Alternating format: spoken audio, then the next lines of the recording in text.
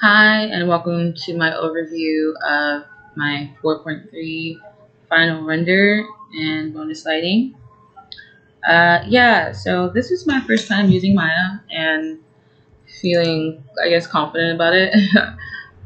Throughout the month of learning Maya, it's been pretty intense for me, honestly.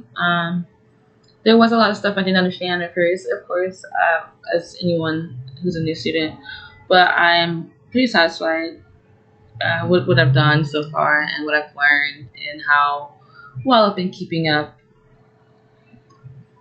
So I'm a little bit more confident in the next steps. So I'm pretty proud of just finishing all of my projects and trying to like stay on top of my work.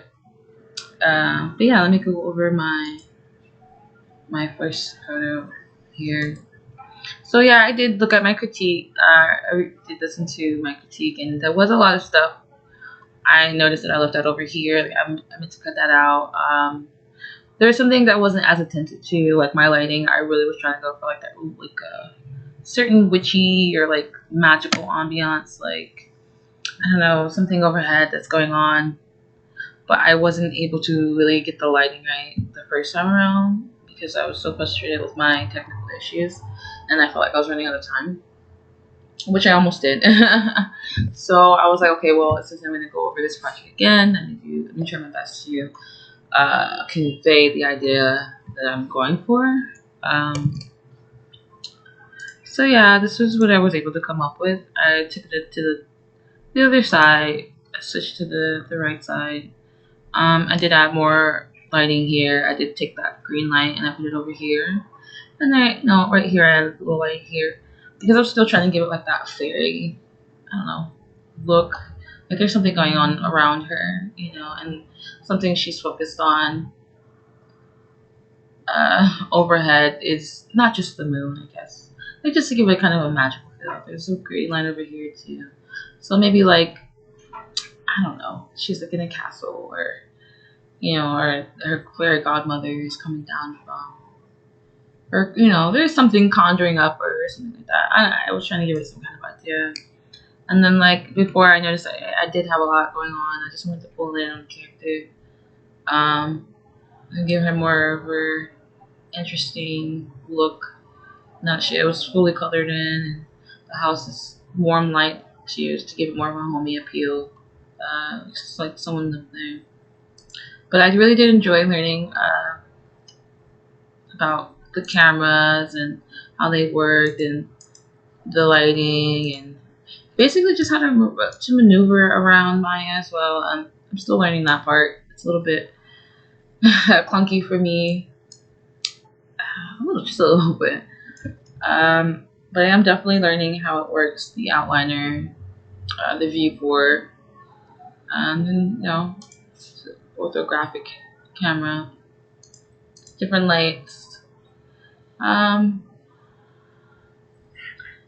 let's see, timeline. I'm pretty familiar with here, the keyframes, and I'm still learning all this good stuff, of course. But I feel pretty confident as I go head on into my education that these basics won't be my issue. Yeah, spending so much time going over and doing stuff over and over again. I feel the most proud that I got through my anxiety and like learning something new is really stressful, and then having all these problems on top of trying to learn something new can make you feel defeated.